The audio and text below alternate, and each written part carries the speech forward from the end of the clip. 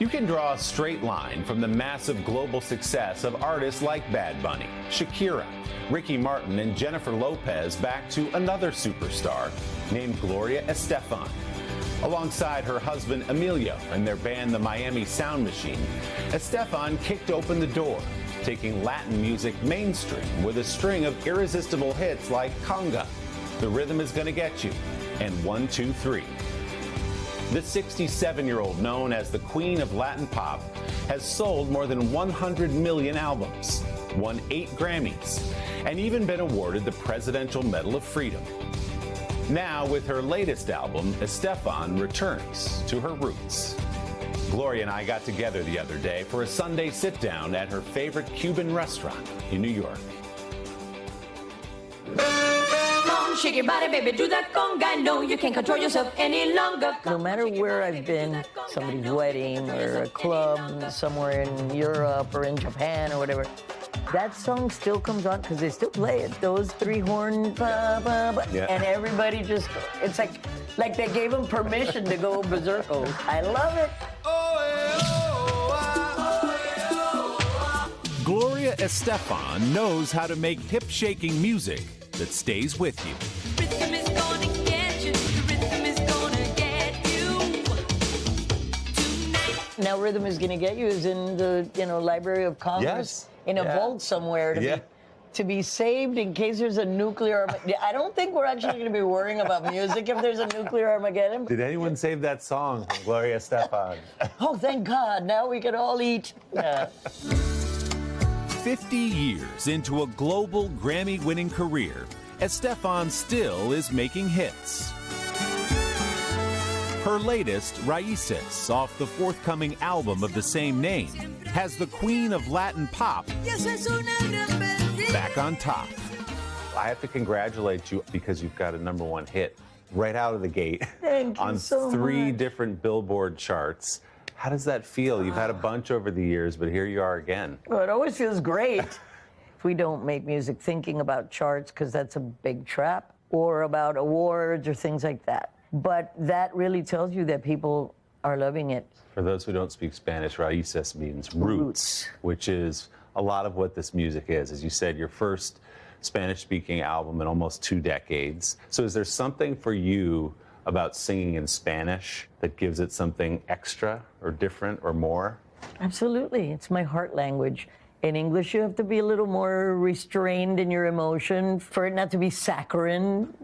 I've learned through the years. But when I'm singing in Spanish, it's my heart, like, pouring out. Mi linda vecina, no se puede controlar. You're having the staple of every Cuban breakfast, café con leche. Cuban kids drink café con leche. And I'm going like, did they not realize that this is, you're caffeinating your toddlers? As a toddler herself, Gloria and her family fled Castro's Cuba for America. Her father was part of the resistance and even played a role in the 1961 Bay of Pigs invasion before joining the U.S. Army.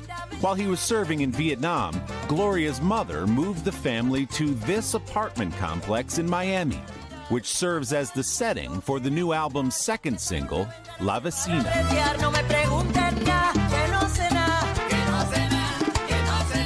It was in Miami where Gloria, then a precocious teen with an impressive voice, met Emilio Estefan, an accordion player with a band called the Miami Latin Boys. He goes, we don't have really a lead singer. Nobody in Miami has girl singers, and I think you'd be great. 1, 2, 3, 4, come on, baby, say you love me. It was a musical match, and a romantic one, too. Gloria joined the band in 1975 and married Emilio a few years later. The couple will celebrate their 47th wedding anniversary in September. I'm just gonna keep on counting until you are mine. With Estefan out front, the band became the Miami Sound Machine. Gather round now. In the mid-1980s, the group found massive crossover success by fusing those Latin rhythms with infectious dance beats. The music move your feet. You come out with Conga, Yes. and it feels like everything changes. It was the first song to cross all 4 formats, pop, Latin, dance, and R&B. we knew it would work because we would play it in our gigs, and people would react like if they were hearing a hit and they'd never heard it before. They didn't have to understand it. The rhythm is going to get you. It's a real thing. It is. You know? In 1989, Gloria went solo. But just 1 year later, life came to a screeching halt. And singer Gloria Estefan is in stable condition this morning in a hospital near Scranton, Pennsylvania. Estefan suffered a broken vertebra Tuesday when a truck rear-ended the bus in which she and her family were riding. I opened my eyes on the floor of the bus and I couldn't stand up. I was in intense pain. I knew that if I had severed the cord, I wasn't going to feel anything. So that gave me hope. And through very intense rehab for many months, I was able to get back on that stage.